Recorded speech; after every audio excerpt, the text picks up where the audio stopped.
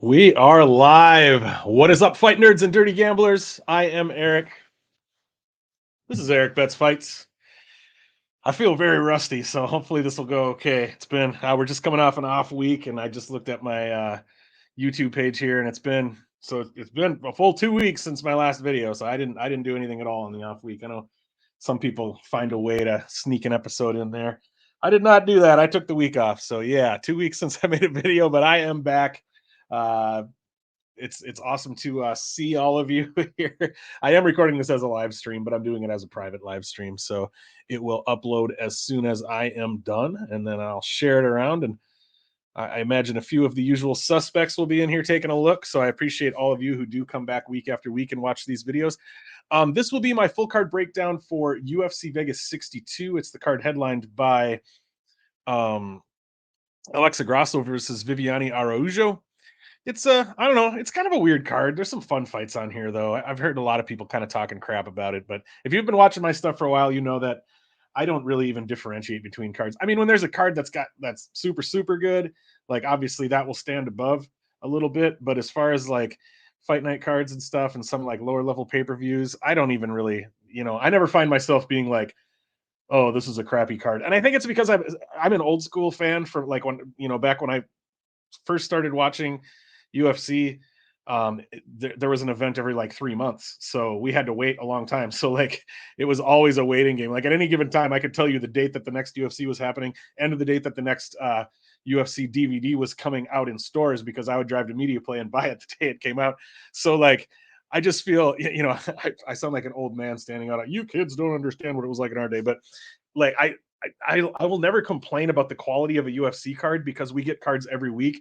And after spending so much time having to wait 2-3 months, and then they were usually doing a card every month, now that there's one every week, I will never complain. I think it's awesome. Like I enjoy bad cards, I enjoy crappy cards. I really don't care when there's high level MMA to be watched. We'll put quotes around high level with some, especially this first fight we're going to talk about here, but you know what I mean. Relatively speaking, high level. So yeah, I'm never going to complain about the quality of a card. I love all of it. So anyway, I am in the middle of my workday right now, so I'm not going to waste too much time. I know I just blabbed for a long time, but hey, that's what I do.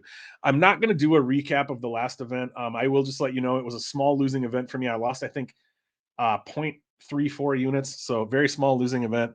I didn't do very good. I think I went 2-4 on my money line bets, and then I had some props and parlays that helped me out a little bit, and ended up with just a small loss there. But we're going to go ahead and just jump right into this card. I'm going to go through each fight and give you my breakdown for it. Some I'm going to do pretty quickly, some I might go into a little more depth on. And then at the end, we'll take a look at what bets I do have placed for this card so far. Bear with me here. My old ass tries to remember how StreamYard works. Add to stream. There we go. There we go. We got it. I got to get my notes up here. And all right. So our first fight, yeah, I put some quotes around high level here. First fight of the night is going to be Mike Jackson versus Pete Rodriguez. Gang, I'm not going to mince words here. This is probably the lowest level fight that the UFC could put together right now. People always talk about how the level is very low in women's MMA. I think this is a lower level fight than even something like Julia Stoliarenko versus Chelsea Chandler was. I mean, I think this is arguably a lower level fight than you could put together even in any of the women's divisions. And I'm not trying to talk crap about either of these guys, but the fact of the matter is Mike Jackson is not even really a professional fighter. This has been talked about ad nauseum. I'm sure you all know what I'm talking about. He's really more of a media guy and a photographer. He used to do photography work for Mick Maynard. So they've known each other for a long time. They needed somebody to come in and fight Mickey Gall. Mickey Gall only had, I think, one pro fight under his belt at that time. So they needed somebody who was at that level as far as their skill and their experience. And that's the only reason Mike Jackson even ended up in the UFC, really. And now he's on his fourth fight. So he fought Mickey Gall. He fought CM Punk. And then he fought Dean Barry. And now he's fighting Pete Rodriguez. So he's fought very, very low level competition. And he's only won once against Dean Barry. And that was only because of very fluky circumstances. And I will say this, folks, I did bet Mike Jackson there at plus 750. Not because I thought he was going to win, But I'm a guy who, when the numbers get out of hand like that, a lot of times I'm just going to take a shot on it.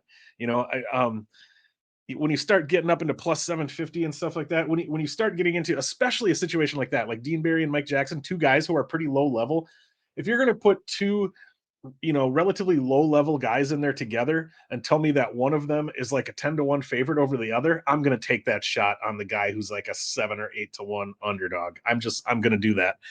And this is one of those spots where, frankly, the lines are getting close to that. This shows, Tapology is always a little bit behind. This shows Pete Rodriguez at minus 650, Mike Jackson at plus 470. I've got Feds.io up here. Yeah, you can. Yeah, Mike or Pete Rodriguez is out there minus 700, minus 750. Mike Jackson can be had for as high as plus 531. Actually, he can be had even higher than that. Yeah, fight odds. Okay. See, I used to use best fight odds. They don't have William Hill on here. FightOdds.io doesn't have William Hill on here either. I just looked at William Hill a little bit ago and he was plus 550.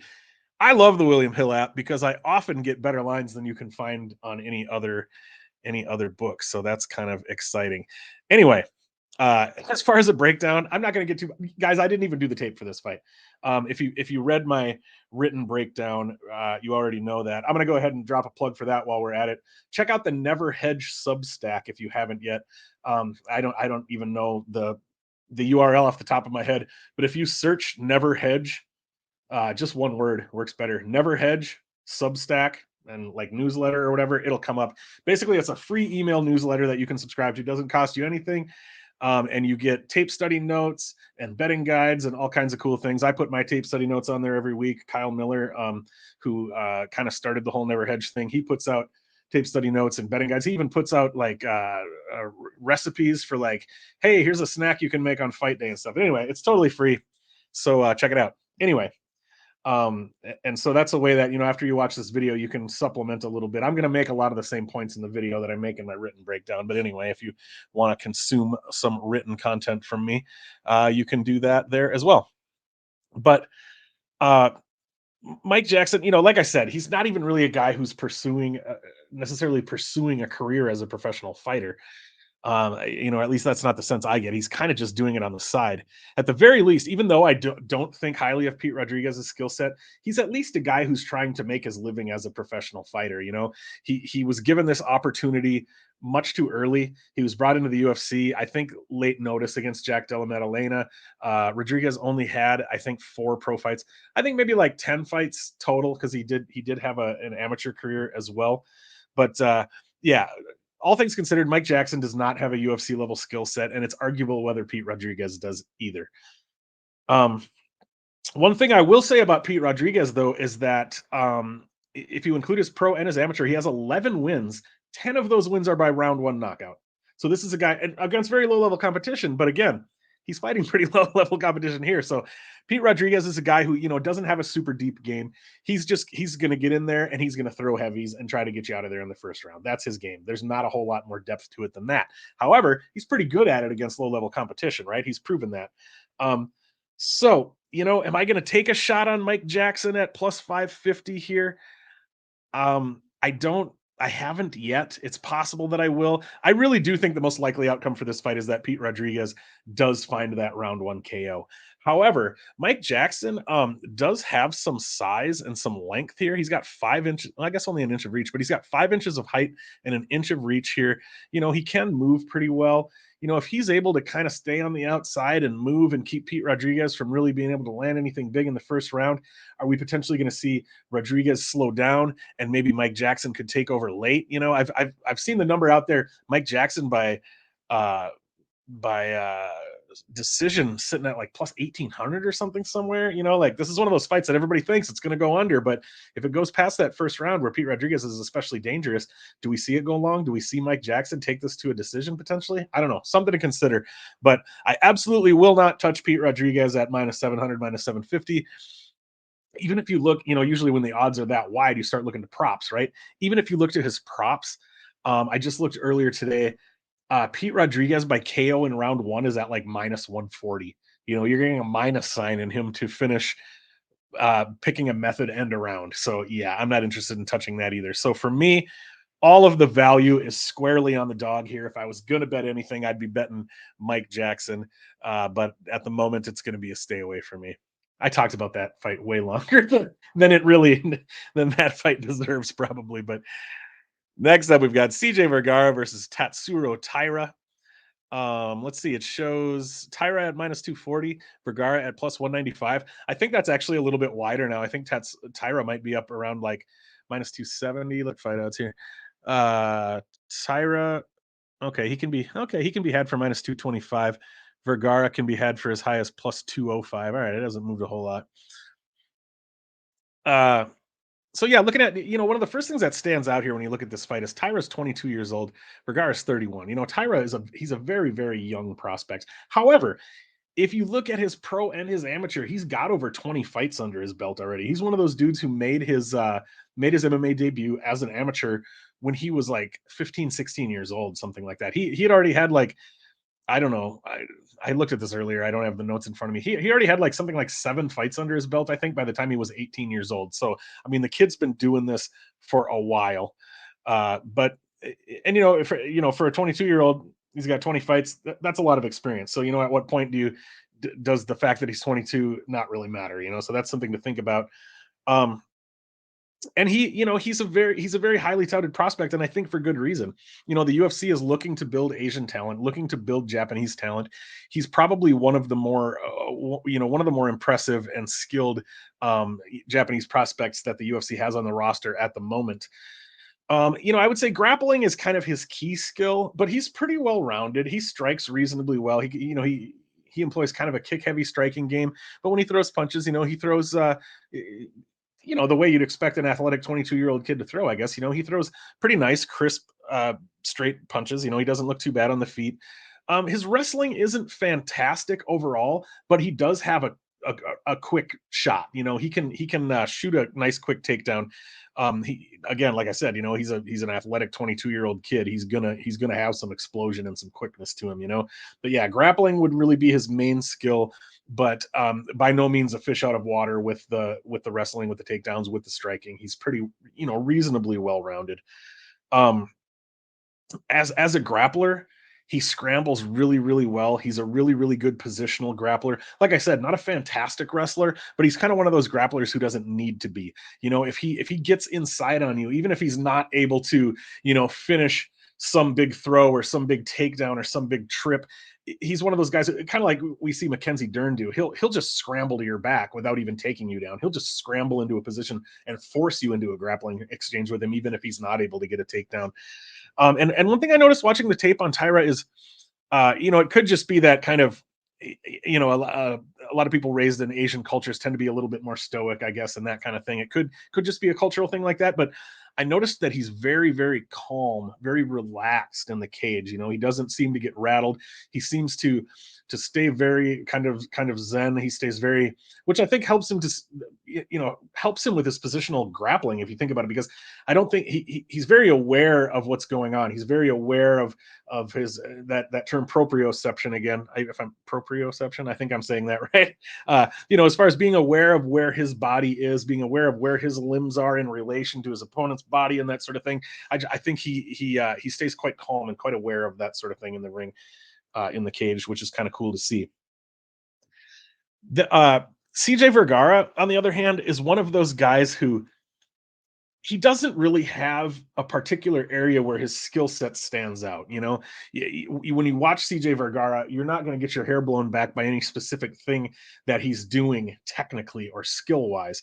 He's really one of those guys who's more so he's reasonably well rounded, and he's just tough and scrappy and fearless and aggressive. He's the kind of guy who he's going to put pace and pressure on you. He's going to put volume on you from the moment the horn sounds. He's not going anywhere. He's just going to stay in your face and try to make you uncomfortable and try to throw you off your game with pace and pressure and volume. Even like I said, Tyra's 22 years old. He's had a lot of fights, but it was against lower level competition. So I do wonder, even though I do think Tatsuro Taira is by far the more skilled mixed martial artist of the two, I do wonder whether that pace and that pressure of CJ Vergara is something that's going to throw off a younger kid like Taira. I don't know. That's something that we kind of have to wait and see. It's kind of a show me thing here. Um, but yeah, I lean toward thinking, even if Vergara is coming forward, trying to pressure Tyra, I think Tyra's probably going to be able to, just grapple him in those situations. I think he's going to be able to shoot a takedown, or like I said, even just tie up with him and potentially, scramble to his back from there or something. Like I do think he's going to be the better, uh, the better fighter overall. Um, that said, I don't just because of the things that I just mentioned, I don't like the idea of betting Tyra at minus 220, minus 240, minus 250, anything like that. If I was gonna put a bet on this fight, I would be looking more so toward the Vergara side, getting him at 2-1. I do think the value is probably, now this fight's gonna start and Tyra's gonna get him out in there in round one, and I'm gonna look like an idiot. But I do think on paper, to me, the value is on Vergara. If I was gonna bet it, I'd bet Vergara. But as for a pick, I'm picking Tyra to win. Next up, we've got Piero Rodriguez versus Sam Hughes. Piero Rodriguez at about minus 200, Sam Hughes at plus 165. I think that's actually, I think you can get Sam's at like plus one. She's more like plus 140. Okay, she does show at plus 150 in spots, but yeah, more like plus 140. Piero Rodriguez minus 155, minus 165, that sort of thing. I think this is an interesting fight. Sam Hughes, she almost started to turn into one of those joke fighters a little bit. I think, like, what did she lose, 3 in a row? I think, and people were kind of the way people talk about Julia Stoliarenko, call her Stolia Stinko and stuff like that. Like Sam Hughes was kind of one of those fighters that people were like, she's not very good and probably shouldn't be in the UFC. But after dropping 3, she's won her last 2 in a row, and I think she's started to figure out what she needs to do to win fights at this level, namely being that she needs to wrestle, right? Let me see if I have these numbers in front of me. I have them in my notes somewhere, but I can't sit here and make you wait for me while I look through them and figure out where they are. But if I remember correctly, she only attempted like 3 takedowns in her first 3 UFC fights or something like that. And then in her last 2 fights, the ones that she won, if I remember correctly, she attempted 12 takedowns and got 6 of them.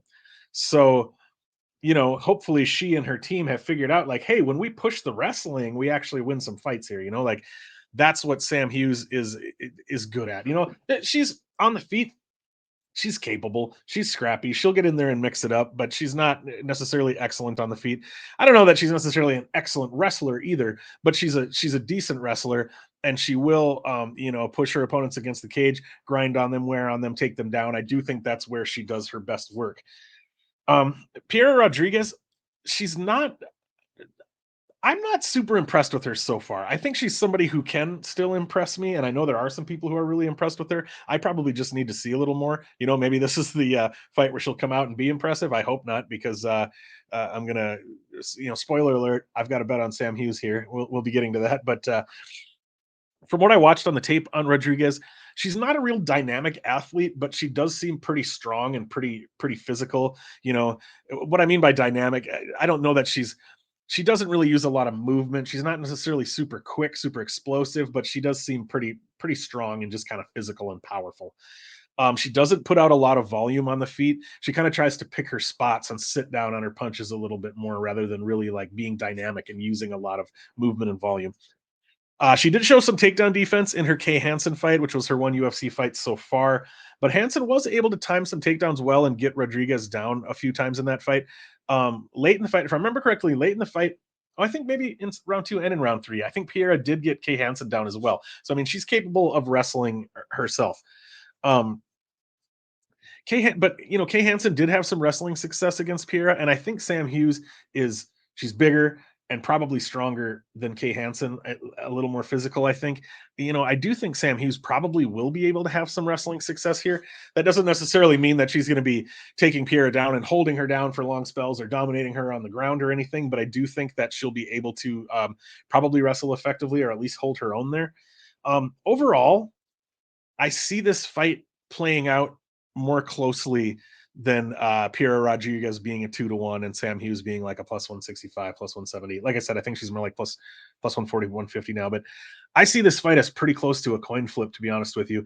And when I finished the tape, Sam Hughes was at plus 170. So I did bet her there. I bet her last time out too. I bet her against Elise Reed, but I bet her by decision. I got greedy. I bet her by decision, and then she ended up finishing Elise Reed with, excuse me, I think only like a minute or two left in the fight. I could be wrong, but it was in the third round, and there wasn't much time left. So I'm not going to get greedy this time. Well, I take that back. I did get greedy a little bit, but I put a unit on Sam Hughes's money line at plus 170, and then I also put a little tiny sprinkle on her to finish in round three, which was at like plus 2,500. And then I put a tiny little sprinkle on her to finish by decision, which was plus 225 maybe. We'll look at all this, when I get to the end here. But yeah, and you think I've got a unit and a half total out on Sam Hughes. Doesn't mean I'm confident in her winning here.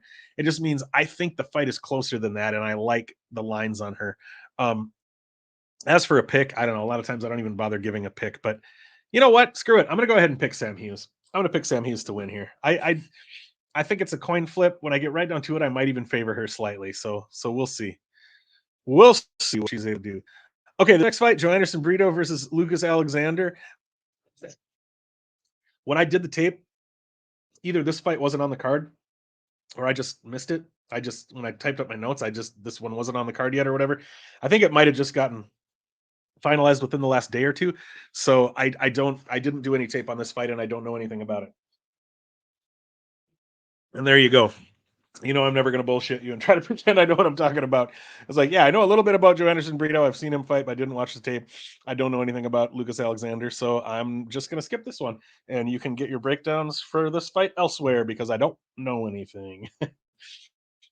Next up, we've got Nick Maximov versus Jacob Malkoon. I'm not going to go into a ton of detail on this fight. I did do the tape, but the conclusion I came to is not very strong, I guess, basically. Um, Yeah, these odds have moved a little. It shows Maximum of minus 160. I don't think that's accurate anymore either. Let's take a look. Maximum more like minus 130, Malkoon plus 125. Actually, in like plus 115 in spots, that sort of thing. Um, I'll do a brief, breakdown of their skills. I think it's pretty obvious if you've watched them fight, but these guys are both guys who butter their bread with wrestling, but they're both kind of standout wrestlers in that they're the kind of wrestlers who really do relentlessly look to wrestle and go for takedowns. So often we see fighters who are very good wrestlers who just don't really use their wrestling. These guys are not that. They both average. I don't have the numbers in front of me, but I think if you go look at the written breakdown I was talking about on the Never Hedge Substack, I think I put the numbers in there, but they both average something like, I can't remember. That seems like too many, but I swear they average like 10 or 12 takedown attempts per fight or something. That might be wrong, but don't quote me on that. But yeah, but they both, they're both guys that I think average actually landing something like 5 or 6 takedowns per fight or so. Which also means that they're not getting the takedowns and keeping people down. It means that people are getting up because they're having to take them down again. But even so, my point being that they're both good wrestlers and they both will relentlessly push the wrestling. And so, and one thing I do want to mention, we have seen so many times over the years, maybe not so much anymore, but it used to always be a joke amongst UFC fans that, oh, two good wrestlers are fighting each other. That means it's going to be a crappy kickboxing fight. So often we'd see two really good grapplers and they'd sort of cancel each other out and they just wouldn't end up grappling. I did make a post on Twitter asking if people thought that was going to happen in this fight, and pretty much everybody said no. Everybody's like, nah, these guys don't know how to do anything but grapple. We've been proven wrong about that in the past, but even so, I do tend to agree that I do think these guys are probably going to look to grapple here. And because of that, I think it's important that we bear in mind that Nick Maximov is 3 inches taller and has 3 inches of reach and has fought up as high as heavyweight. I mean, that was on the Contender Series. He weighed in at 209, right? Stockton represent. But it doesn't mean he's not a heavyweight by any means, not even really a light heavyweight. I mean, I think 185 is definitely where he belongs, but he does have a little bit of size on Jacob Malkoon. And Malkoon, he's 5'9", and not a chubby guy by any means, but he's not super super ripped up either. He's not super shredded. He's a guy who carries a little bit of fat on him. He could probably fight at 170 if he wanted to. Maybe he even has, I don't know. But Maximov will be the bigger and probably probably the stronger and more physical guy here. So that's something to keep in mind. But I think another thing that sets them apart is I think, neither guy is a great striker, but I think Malkoon is probably the better striker of the two. So I end up seeing this fight as a little bit of a coin flip.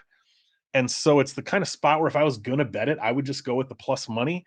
Malkoon sits at like plus 115, plus 120 now. I don't really like that. I think after I finished doing the tape on this fight, I think I put in my notes, I would need either guy to be at like plus 150 before I'd be comfortable betting them. But one thing that I did take a look at that I don't mind here is you can get Jacob Malkoon by decision. I do think this fight goes to decision. These guys are both like, neither one is a knockout artist. Um, Neither one is a huge submission threat either. I mean, Jacob Malkoon is allegedly Robert Whitaker's jiu-jitsu coach. Nick Maximov works with the Diaz brothers, but in the end, they're both mostly, wrestlers and positional grapplers. They're, with strong top control, but not necessarily somebody that's going to snatch up a sub on you. So I really do think this fight probably goes the distance. So if I were going to bet either guy, I would feel pretty comfortable betting them by decision if I'm getting that extra juice there, which, Malkoon's money line being plus 115, his decision prop being plus 185. I don't mind that. If I was going to bet it, that's probably where I'd be looking.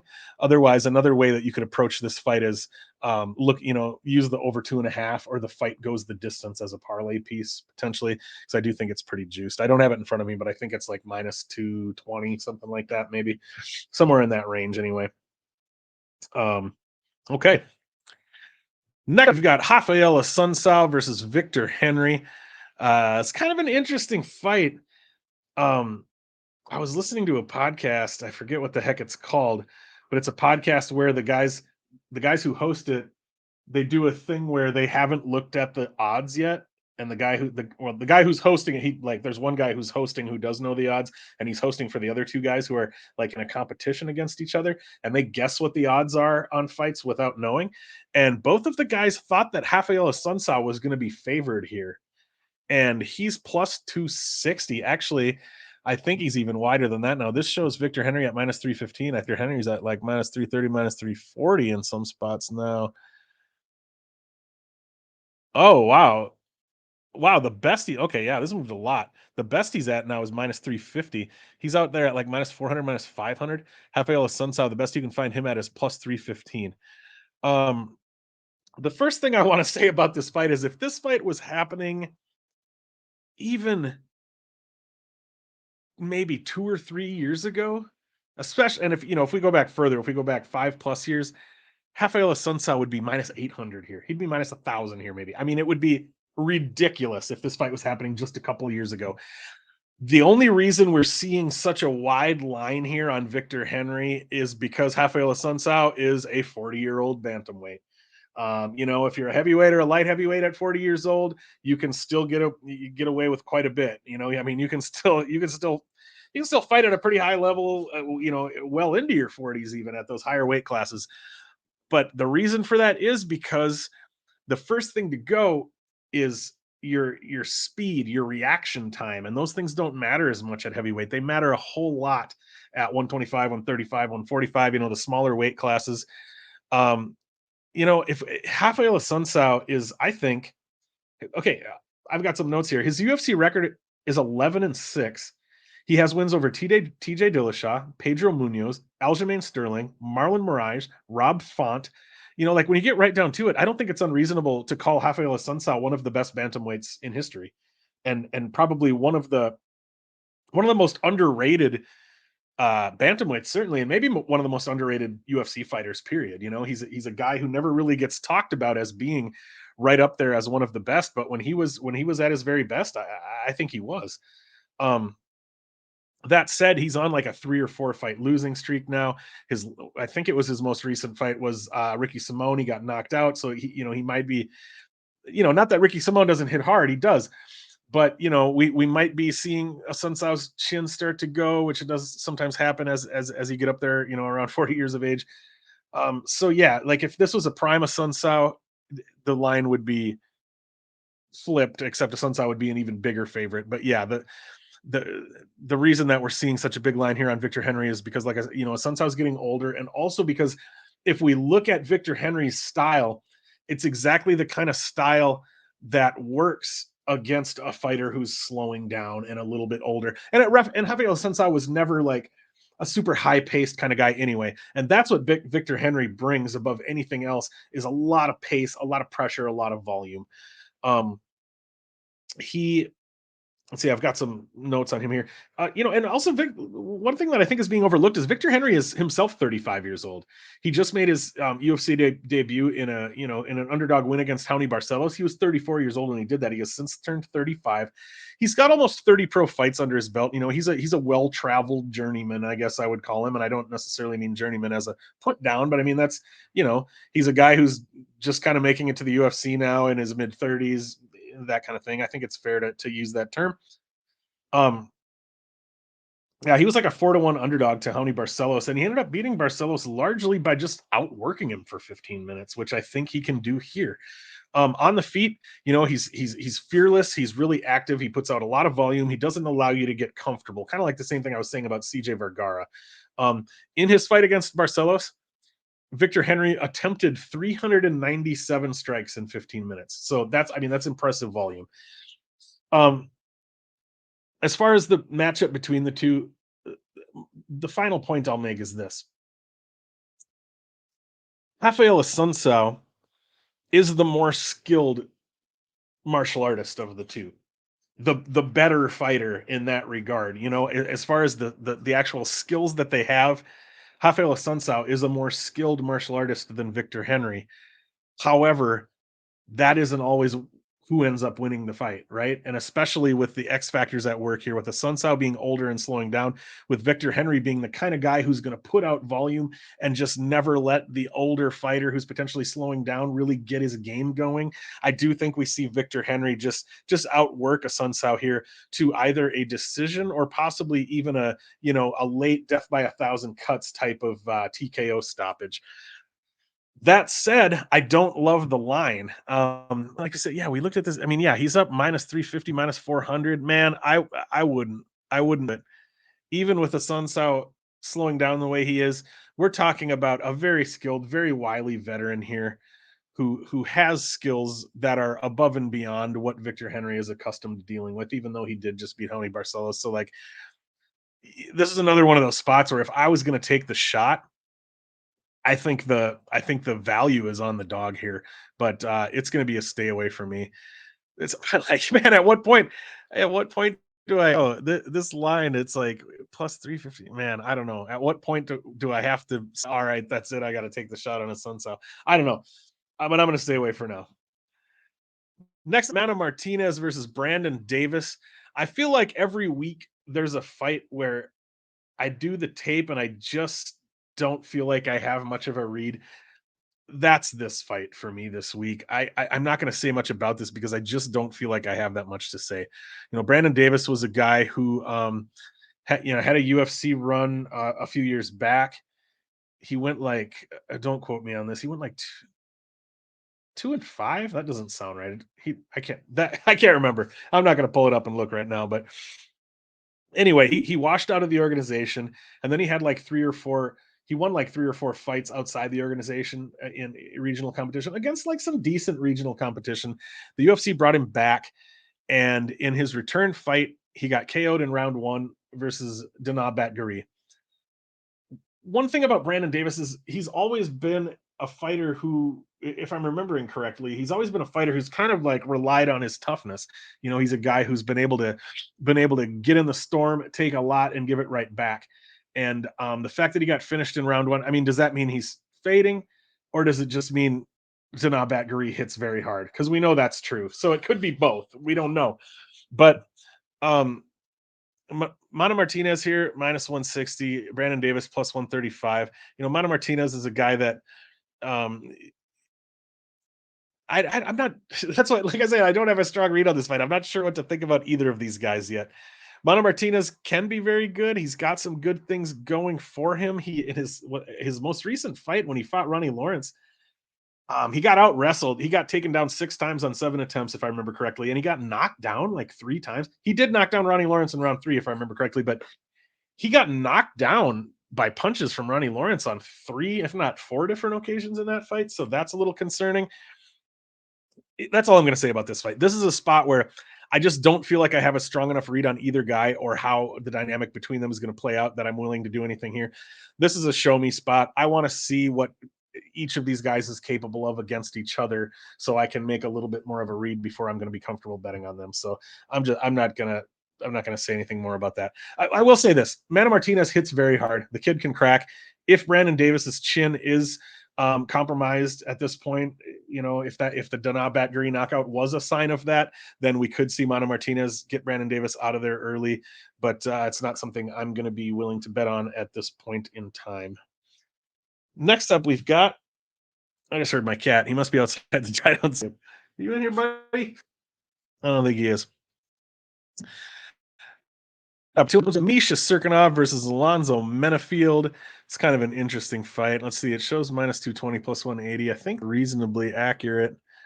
Misha Circanov. So we've got Menafield minus 200 up until like minus 225, minus 235. Best line on Circanov plus 182. Also, it's reasonably accurate. Where the heck was I? This one. These guys are both, 34, 35, getting up there a little bit. Misha Circanov, used to fight at 205 in the UFC, dropped down to 185 for a while. He's going back up to 205 here.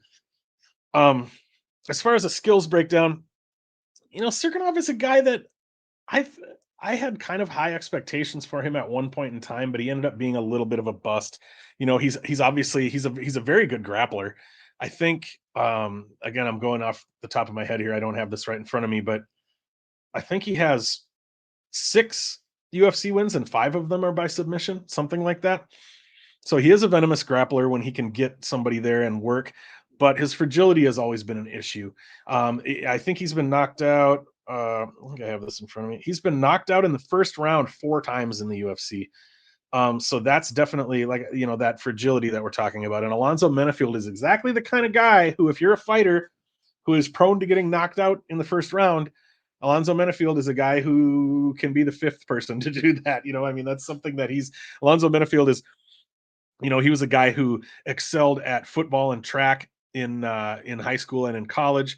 Eventually switched to MMA. He's one of those guys he's just an athletic specimen. He's just extremely athletic, extremely physical. Probably one of those guys who could have just kind of picked whatever sport and made it to the highest level at it. He's a fantastic athlete. And so really, I don't mind Menafield at as a parlay piece, maybe at like minus 200, but there is always the possibility that Circanov can get him down and find a sub. I don't find that to be extremely likely. I think the most likely outcome in this fight is Menafield to find an early KO, probably find that round 1 KO. However, I think the under 1.5 is a potentially a good bet here. I don't have the line in front of me at the moment, but I'm trying to remember which one. Or wait, I'll look at it here because I do here. I think I bet that Circanov Alonso Menafield under 1.5 rounds was at minus 105. That's what I bet it at. I don't still at that or not, but if it's around there, I think that's a pretty good bet because we've got a guy with heavy hands who tends to get early finishes and a guy who tends to get finished early. And then if we want to look at it the other way, Menafield is not necessarily a great grappler. He's okay. He's got at least one submission win of his own. But if it does go to the ground early when they're both dry, we could see Circanov potentially find that sub as well. So I think the under 1.5 is a good way to go here. That's the way I'd said to go with this one. Speaking of under 1.5, let's talk about Dusko Todorovic versus Jordan Wright. Obviously, the Beverly Hills Ninja is a guy that he's a round 1 or bust fighter. My wife just walked in. He's a round 1 or bust fighter. He always has been. He's a guy who is in something like 15 fights. I think he's been out of the first round like once or twice. I hope I'm not mixing him up with somebody else there, but I know he's rarely, if ever, been outside of the first round. He's a guy who comes out like a house on fire, looking to get you out of there. And if he can't get you out of there, chances are you're going to get him out of there. His last fight was against Marc-Andre Barrio, and he did actually actively look to do some grappling there. Usually he just kind of comes out and, he's called the Beverly Hills Ninja. He usually just comes out and does ninja shit, but he actually came out and looked to do some grappling. He looked decent. In my written breakdown for this fight this week, I said, and I don't know how willing I am to take this to the bank, but I said I think Jordan Wright might actually be a, a reasonably technically skilled fighter, like more so than we think he is. He might actually have a pretty complete game. He just doesn't pace himself in a way that allows him to show it. The way he fights doesn't allow for him to really show what he's capable of, because he's just like, well, we're getting this over with. Either I'm finishing you or you're finishing me in the first couple minutes, and that's just the way it's going to go. But if he's a guy, obviously, there is some fragility that appears to be an issue, because if he doesn't finish you, he gets finished. But yeah, if he's a guy who could just kind of learn to slow down a little bit, learn to pace himself differently, learn to extend to that cardio, learn some defense, so he's not, so that if he does have some fragility issues, that he's those aren't coming to bear quite as much. But anyway, I forgot. Let me scroll to my notes here and see what the heck I was actually going to talk about for this fight. I think I may have said most of it already. Oh, I didn't talk about Dusko. Dusko's pretty well rounded. He's a decent striker. He's a good grappler. He can be a little bit fragile. We've seen him finished in the first round a couple times. So I think the UFC knows what they're doing in putting this fight together. If Jordan Wright is the kind of guy that if he's going to get a win, he's usually going to get a first round knockout. Dusko Todorovic is a guy who can be knocked out in the first round, right? We've seen that happen. Dusko is also a guy who can get a first round finish. Jordan Wright is the kind of guy who's can fall apart and be susceptible to that. I think the under 1.5 is the best way to go here, because one way or another, somebody's probably getting the finish in the first round. Here's what I did with this fight. This shows Dusko at -190. I think that is a little bit wider now. Okay, well, it shows him -189, but yeah, he's more like -200, -205, that kind of thing in all spots. I put 1.85 units on Dusko's money line at -185.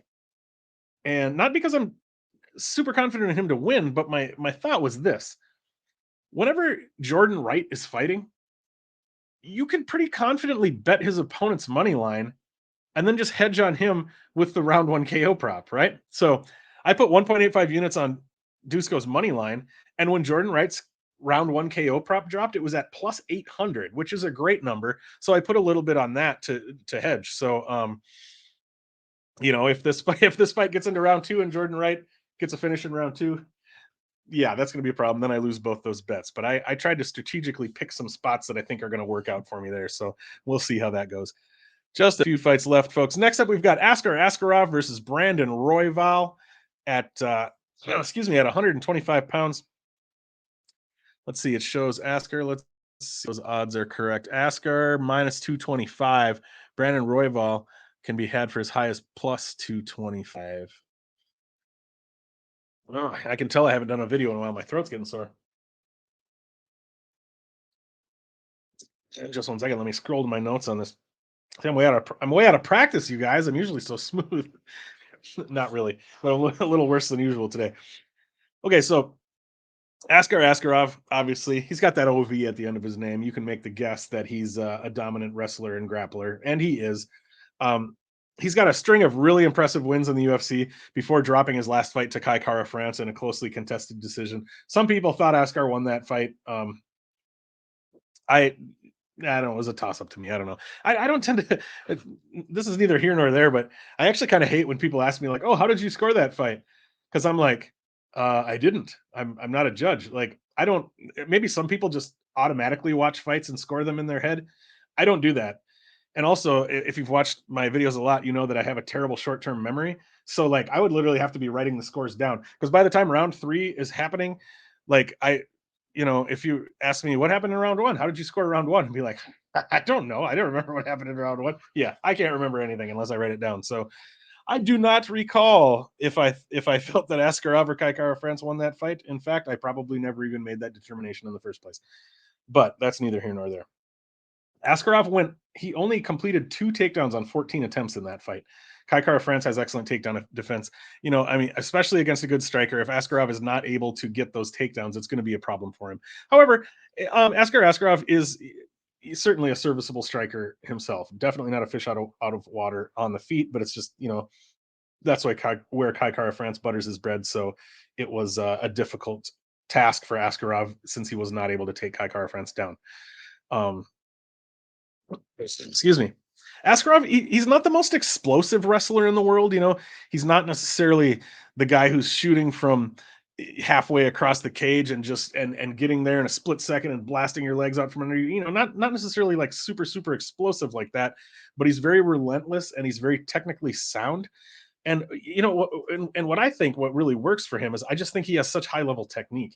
You know, even if he's not able to shoot in and with that big double that just rips you to the ground all at once, he'll be able, he'll clinch with his opponent, he'll push him to the cage, and then once he gets you to the cage, I think he has little technical wrinkles that people aren't accustomed to seeing. I'm not a wrestler myself. I did wrestle for a little while in high school, but I don't have like high level knowledge of wrestling technique, so I can't really like break it down. But from what I see from Askar Askarov, that's what I think is happening a lot of the time is that he just has a really high level understanding of just the little wrinkles of going for these takedowns as far as if like if we think about the way judo works with the kazoosh, the off balance, as far as somebody who's an excellent wrestler or an excellent judoka, they get really good at feeling where their opponent's weight and momentum is going and figuring out how to, like, okay, I can move in such a way to get you to sort of lean in this direction, and then I can take you in that direction and that kind of thing. And I think Askar Askarov is really good at those little technical wrinkles.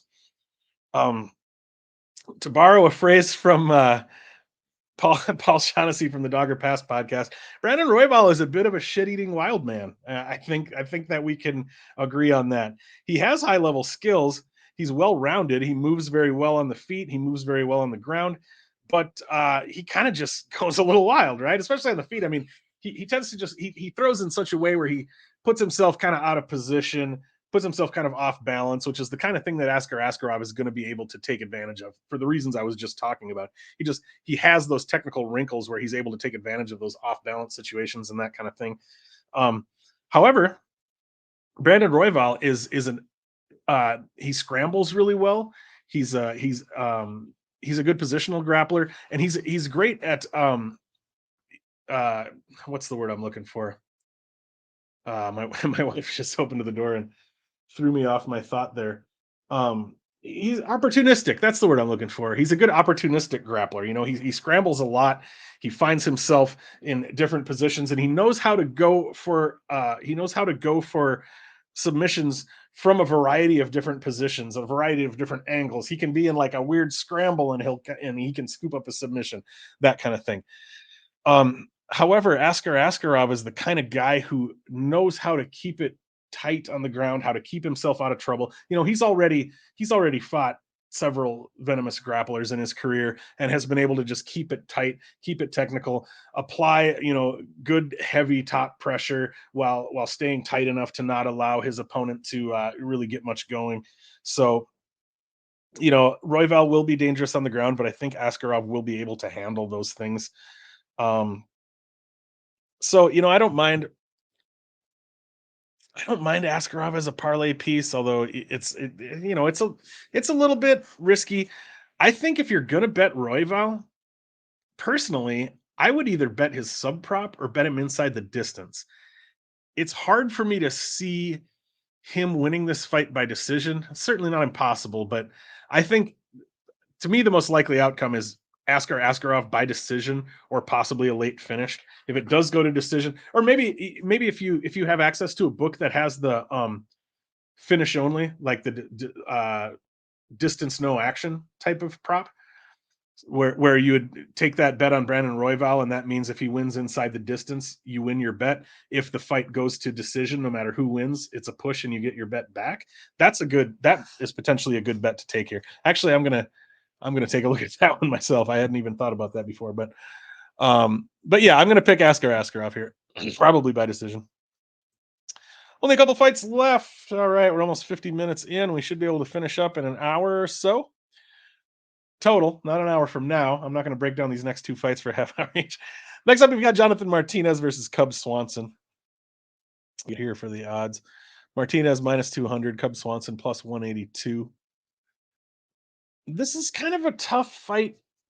It's a tough to break down. It's tough to know what to do with it simply because once a fighter starts to get, especially at these lower weight classes, when a fighter starts to get to a certain age, it's just, even if you have just seen them fight not that long ago, like, okay, Cub Swanson's last fight against Darren Elkins, he looked great.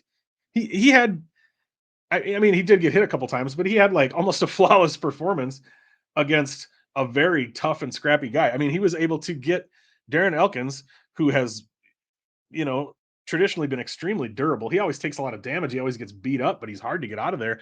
He got Darren Elkins out of there in what? I think it was 2 minutes, 12 seconds, something like that. He looked great in that fight. So even though he's 38 years old, which is getting older for these weight classes, but the other concern I have is not only is he still fighting in a lower weight class at 38 years old, he's dropping from featherweight to bantamweight for this fight. He's dropping a weight class at 38 years old, which is definitely a little bit concerning to me.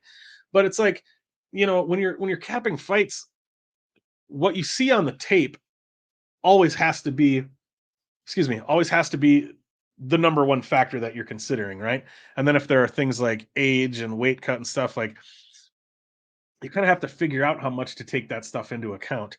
And like, based on the tape alone, I think this is could be a decent fight for Cub Swanson. I think he still looks pretty good.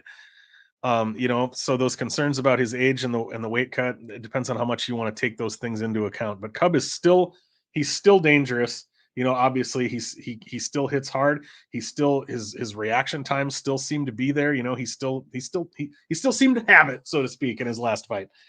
Um, Jonathan Martinez, they call him the Dragon. There's only one Dragon, you guys. Lyoto Machida will always be the Dragon to me. But one other thing I wanted to say about Cub before we move on. Even though he did look good in his last fight, he's 5-5 in his last 10, which doesn't look great. But he had a 4-fight losing streak, and let's look at who Cub Swanson lost to in that 4-fight losing streak: Brian Ortega, Frankie Edgar, Hanato Moicano, and Shane Burgos. That's a killer's row. That's a murderer's row there, right? That's a pretty tough 4 fights in a row. So we can certainly forgive him for dropping those 4 fights in a row. Jonathan Martinez, he's put together a 7-3 record in the UFC so far.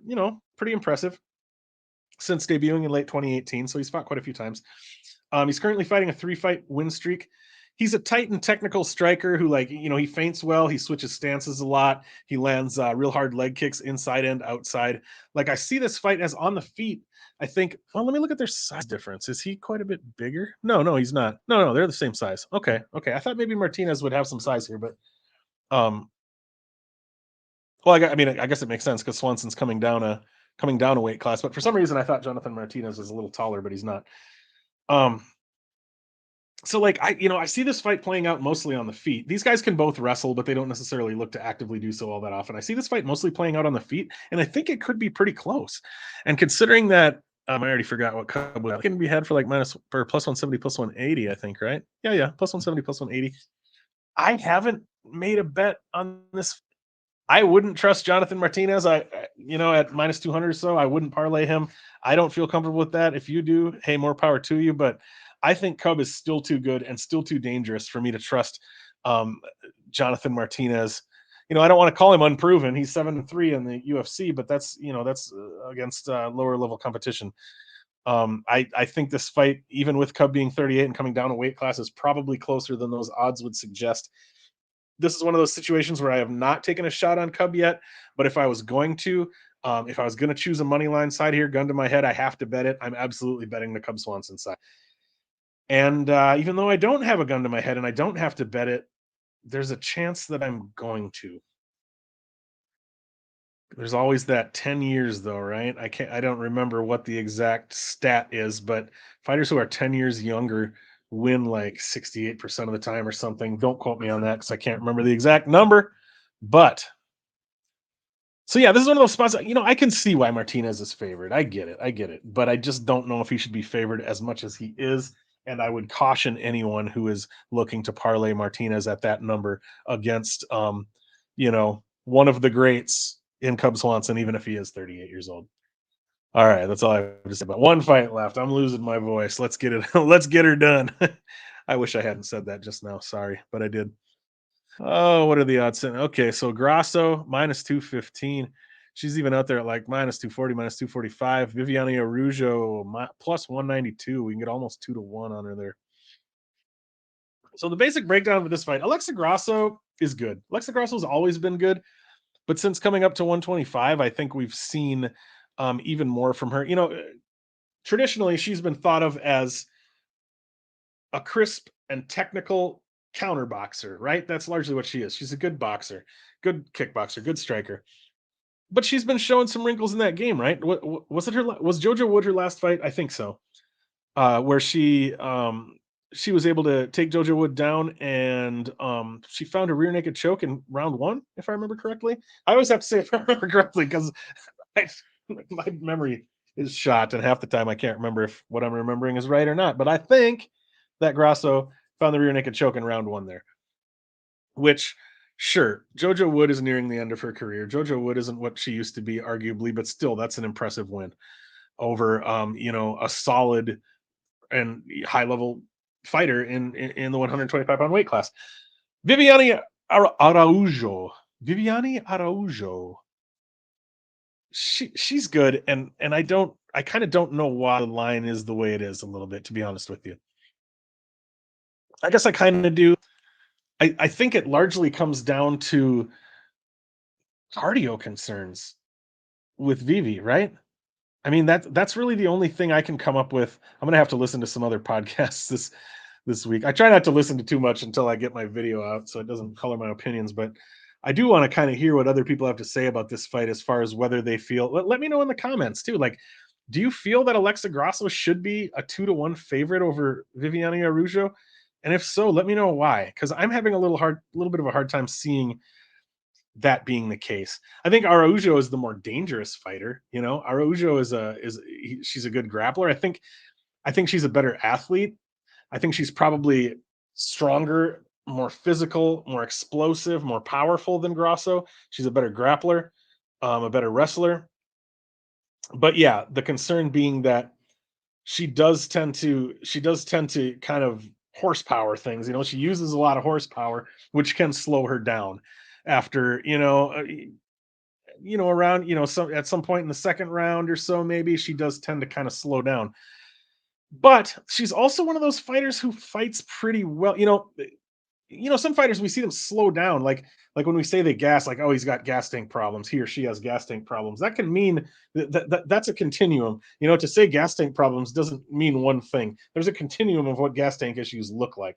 There are fighters who gas out and are just done for and can't fight anymore, basically, and there are fighters who get tired and just fight tired, and they just fight tired like all the time. They just always look like they're on the verge of just gassing out and being done for, but they still continue to fight and fight well. And Viviane Araujo she's kind of one of those fighters. She does slow down, she does become less dangerous and less effective, but she fights through it pretty well. And I don't think we've seen her in a 5-round fight in the UFC, if I remember correctly. Have we? Let me know in the comments if I'm wrong about that, but I don't think we've seen her in a 5-round fight. Um, I think it's reasonable to expect that Grasso is going to have the better cardio here if we get into round 3, round 4, round 5. But it's also reasonable to expect that Araujo is going to fight well through it, even if she does have cardio issues, even if she does slow down quite a bit. She's not one of those fighters who's just dead in the water. So I guess in that regard, I get it. So maybe, like, it might be a good spot. It might be a good spot to treat as a live betting spot, right? Like, if like I do understand why Grasso's favored. I think 2 to 1 might be a bit much. So maybe a good way to approach this fight, if Araujo is going to have success, it's probably going to be early, right? It's probably going to be round 1, round 2. So maybe let round 1 play out. Araujo is probably going to get takedowns, probably going to be able to grapple effectively, maybe even get Grasso out of there. She might even be able to submit her in the first round or two. But if she can't, like, let's say we see Araujo come out, get a takedown on Grasso, find good positions. Maybe she gets to her back, but she's not able to get the choke or whatever, but she has a pretty dominant round. Maybe not a 10-8, but a solid 10-9 moving toward a 10-8. Then we might be able to get a much better line on Grasso as we move into round 2 and as the fight moves on. So that's one way to look at this one. As for a pick, I will pick Grasso. I do think she should be favored, but yeah, I don't think I'm going to bet anything on this one pre-fight. I think I'm just going to wait and take a look at the live line. So yeah, that's about all I'm thinking on that one. Well, what the heck? Since I got the quick card in front of me here, maybe I'll go through. I know people do this sometimes. Maybe I'll go through and do like my quick picks just to make sure I even made a pick on every fight. Because since I'm an MMA gambler, that's why I make these videos and that's the way I approach it. And a lot of the time with gambling, it's largely about the numbers. It isn't even about picking a winner necessarily. So a lot of times I don't even think of it that way. Like I'll just be like, well, I think this guy has the best value on his line, and then I just kind of move on. But I know people like picks, so let's go ahead and do that. All right, Mike Jackson versus Pete Rodriguez. Got to go Pete Rodriguez there. Vergara versus Tyra. I'm gonna pick Tyra, but I think the betting value is probably on Vergara. Hughes versus Rodriguez. I'm gonna pick Hughes. I think it's a coin flip fight. I think the betting value's on Hughes, and maybe I'm a little crazy picking her, but I'm going to do it. Brito versus Alexander. I didn't do the tape on that, but I'm going to pick Brito. I know he's a pretty big favorite there. I don't really know anything about Lucas Alexander. Nick Maximov versus Jacob Malkoon. I am going to pick Maximov ever so slightly, but if I was going to bet it, I'd potentially bet Malkoon. This is a fight that I consider so much of a coin flip that I'd bet whoever was. I would just take whoever's at plus money if I was going to bet it. Asuncao versus Victor Henry. I am going to pick Victor Henry, but again, I think the betting value is probably on Asuncao. Mana Martinez versus Brandon Davis. I guess I'd bet Martinez if I don't have a strong read on that fight. Circanov versus Alonso Menafield.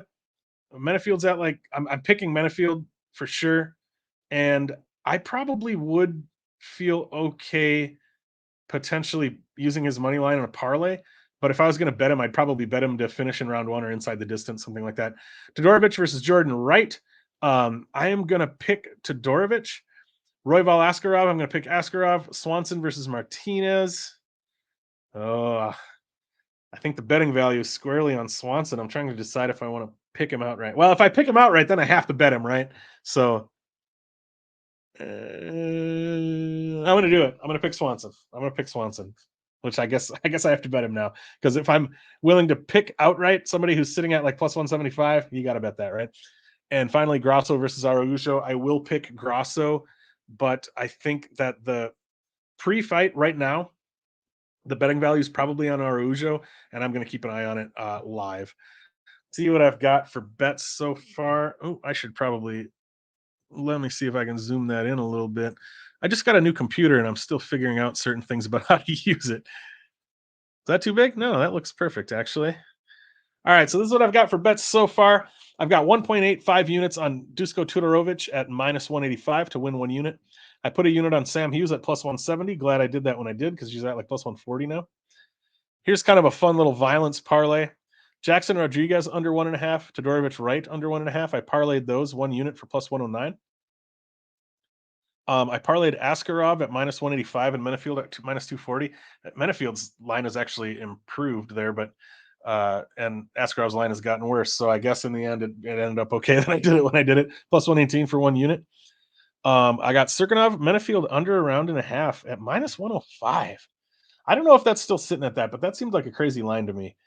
Almost a coin flip for a guy who gets a lot of first round finishes and a guy or other way around, a guy who gets first round finishes and a guy who gets finished in the first round.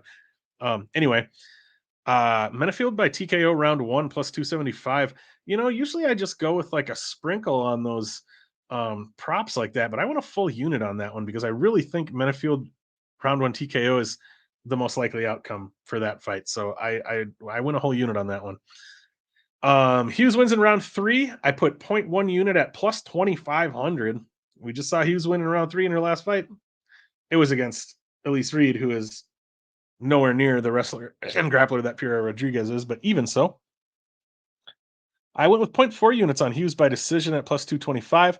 And then, like I said, I had the straight money line play on Dusko up here, and I did have to go ahead. I mean, when you give me Wright by TKO round one at plus 800, that's basically his money line, right? That's the only way Jordan Wright wins fights. So yeah, I'm going to put a little sprinkle to hedge on that, because am I confident Dusko's going to win? No. The entire reason I felt comfortable making this play was because I knew that I would have the option of putting a sprinkle on this when it dropped, and so I did that. So That's where I'm at right now. Looking at my there's my here's my graph since I started. Oh, also I just hit 1 year. It's October 12th today. October 9th marked 1 year of me starting to track my MMA bets. Obviously, I've been betting on MMA. The first time I ever bet on MMA was the second fight between Randy Couture and Chuck Liddell. So a long time ago. I've been betting on MMA pretty consistently for, I guess I've been off and on for 10 plus years and then pretty consistently for the last handful of years, but I didn't actually start tracking until a year ago. But I went up and up and up, looking good, looking good, looking good. And ever since then, ever since here, wherever this is, it's been up and down, but same. Okay, so here I had 65.76 all these events, and now I'm at 66.9. So it's really been a lot of sideways for a long time. But hey, it's better than losing, right? I'm winning some, I'm losing some, but overall, kind of just pushing sideways. But if we look at how it's been since I started overall, since I started a year ago, I've made 66.9 units at 11% ROI. I don't love that, but it's all right. And I'm not complaining. The reason I say I don't love it is because I started October of last year, and in just October, November, December, I made 42 units in 2021 in 3 months. And so after doing that, I was like, man, if I can keep that same kind of thing up, there's no reason I can't make 100 units in 2022. And instead of making 100 units so far in 2022, I'm up about 24 to 25 units in 10 months or whatever. So, but winning is winning. I can't complain. I'm doing okay. So, anyway, that's all I've got for you. I've gone over an hour. I have talked long enough. Thank you so much for watching, gang. I am Erik with Erik Bets Fights. Make sure that you like this video. Make sure that you subscribe to Erik Bets Fights right here on YouTube. Make sure to subscribe on Never Hedge Media on YouTube as well. Please check me out on Twitter at Erik Bets Fights, on Instagram at Erik_Bets_Fights. You can find me all over the place. Say hi. I'm always down to talk about fights or whatever. I'm pretty much a lifelong MMA fan. This is the only thing I really I don't know, look like. To give you an example of how much of an MMA nerd I am, I didn't put this wall together as a backdrop for being a YouTuber. This is just what this room looked like, and there are more UFC posters. That's just how I decorate my house. So anyway, thank you so much for watching. I'm Erik with Erik Bets Fights, reminding you to play it. Oh man, it's been so long since I've done a video. I can't remember what my catchphrase is at the end. Play it smart, play it tight, and let's grow those bankrolls. Enjoy the fights at UFC Vegas 62 this weekend, everybody, and we'll see you soon. Thanks for watching.